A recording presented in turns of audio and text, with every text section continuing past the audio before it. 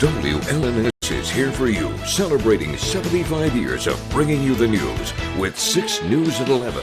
The FBI has opened an inquiry into 6 Democratic members of Congress, including Michigan's U.S. Senator Elissa Slotkin. It's our top story tonight at 11. Thank you for joining us. I'm Siobhan Klepfer. Jorma is off tonight. The FBI wants to interview Democratic lawmakers, including Senator Elissa Slotkin, over a video posted last week urging military troops and intelligence agencies to defy illegal orders. President Donald Trump accused the 6 lawmakers of seditious behavior. Erica Brown has the very latest from the White House. CBS News has learned the FBI has launched a probe into 6 Democratic lawmakers who urged U.S. service members not to follow unlawful orders. The inquiry comes after the members of Congress, who are all veterans of the military or intelligence community, addressed the military in this recorded video. You must refuse illegal orders. Michigan Senator Elissa Slotkin is one of the lawmakers behind the message. We had a ton of folks in uniform and a lot of veterans come to us and raise real concerns about things that they were asked to do or things that they were concerned they might be asked to do, particularly with the deployments of the National Guard and uniformed military into our city streets, places like Chicago, and the strikes in the Caribbean. The Pentagon launched a separate probe Monday into Arizona Senator Mark Kelly, a retired Navy captain, accusing him of misconduct and threatening to recall him to active duty to face a court-martial. I'm not going to be silenced. I'm not going to be intimidated.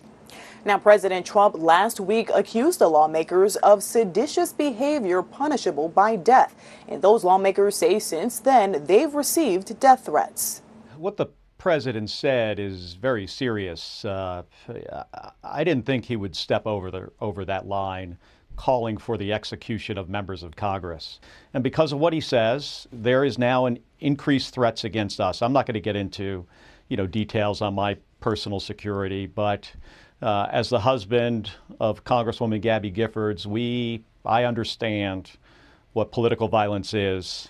The White House maintains the lawmakers who recorded the video should be held accountable. Erica Brown at CBS News, the White House. Well, back here at home, with cold weather moving into mid-Michigan, the city of Lansing is activating its Code Blue emergency weather plan. It begins tomorrow and lasts through Monday, December 1st from 7 o'clock p.m. to 7 a.m. each day. Code Blue allows local shelters to temporarily increase capacity and alter their hours. It also lets the Lansing police and fire departments take people needing help to local shelters. And CATA will offer free rides to shelters every day the Code Blue is in effect, except for this Thursday, Thanksgiving. The Letts Community Center will be open and serve as a warming center through the overnight hours from 6:30 p.m. to 6 a.m. And we have a list of warming centers on our website right now. That's WLNS.com. Well, now to a sad update from northern Michigan. A pregnant Michigan woman who's been missing for 21 days has been found dead. Our CBS affiliate 9 and 10 News in Cadillac says Rebecca Parks' body was found on a 2-track path near her mother's home in Wexford County's Boone Township. In a statement, her father said he was out searching for her and came across her body. She was about 39 weeks pregnant at the time and was last seen getting into the passenger side of a dark-colored vehicle outside of a relative's home on November 4th. Tonight, no information has been released on the status of her unborn baby, and the sheriff's office there said yesterday there was no known direct evidence that Park was the victim of an assault and that no arrests had been made. Well, in this update, Okemos Public Schools wants the public's help as the district searches for a new superintendent. During a school board meeting last night, the board chose a consulting organization to start the search, and the first step is getting the community's input. The board will accept feedback at various upcoming meetings and through an online survey. Current Superintendent John Hood announced his retirement earlier this month. His last day will be March 25th. 2 families in Eaton County have even more to be thankful for this Thanksgiving, officially expanding their family today at the Michigan Supreme Court. Today was the 23rd annual Adoption Day session at the state's highest court, and the room was full of emotion. 6 News was there as the Woolley family and Adams family finalized their adoption process. The Woolleys adopted 2 girls, and the Adams made it official with their son Jackson. For Father Lionel Woolley, this day has been a long time coming. At first, it's not easy because they have a lot of loss of their bio parents, being separated with the people that they know. And we have to build and overcome all of that stuff. And it takes time and patience to get to where we're at today. Organizers say Adoption Day events just like this one highlight the importance of adoption and the needs of children in foster care to find their forever family. Up in St. John's, the high school marching band is thankful for another chance to perform in the America's Thanksgiving Day Parade in Detroit on Thursday. It's an annual tradition for St. John's High School since 1991. The band has been practicing hard, and while there are some nerves heading into Thanksgiving Day, the students say they're also really excited. You can watch the America's Thanksgiving Day Parade live from Detroit from 9 to noon on Thursday right here on WLNS. From Storm Tracker 6, this is Weather First, sponsored by Auto Owners Insurance. Simple human sense.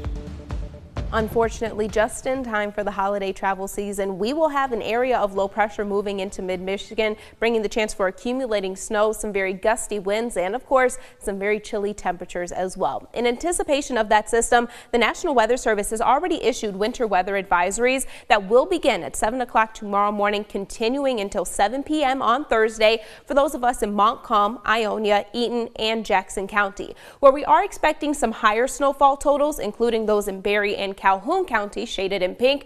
You will have a winter storm warning going into effect at that same time, 7 o'clock tomorrow morning. Now, in the meantime, we are still going to be dealing with some rather dry and cloudy conditions. By the time we hit 3-4 o'clock tomorrow morning, our temperatures are actually still going to be in the 40s. So any precipitation this system initially brings us is all going to fall in the form of rain. However, as it wraps some cooler temperatures into the region, that rain eventually transitions over into snow by the time we get into our Wednesday afternoon, with lake effect snow bands setting up across almost the entire state as we move into our Wednesday evening.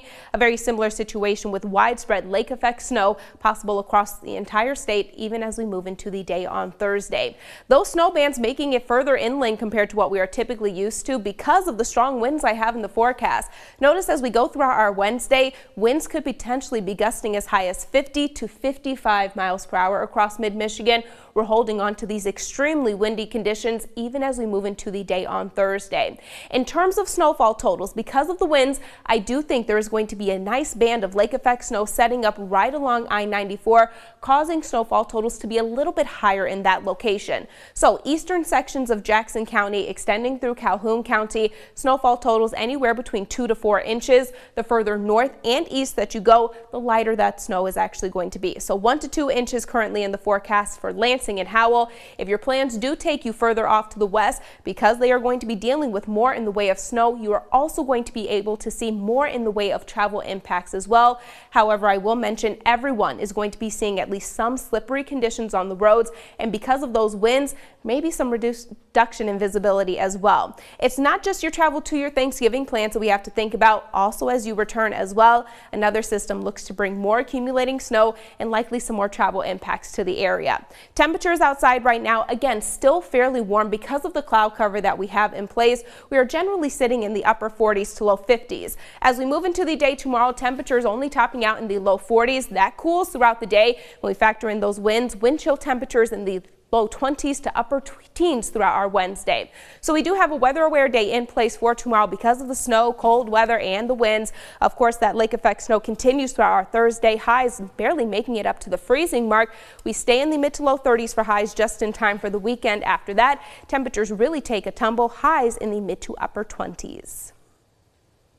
All right, Kendall, thank you. Well, as you start to head out and holiday shop, the annual Highfields Toy Drive is now underway, and we are looking for new unwrapped toys, books, or clothing. We'll take anything for infants through 18-year-olds, and you can drop off your donation right here at the WLNS TV6 studios in Lansing or at participating Ford dealerships that you see right there on your screen. And you can make that donation anytime between now and December 15th, and we really hope that you can help us make a child's holidays a little brighter.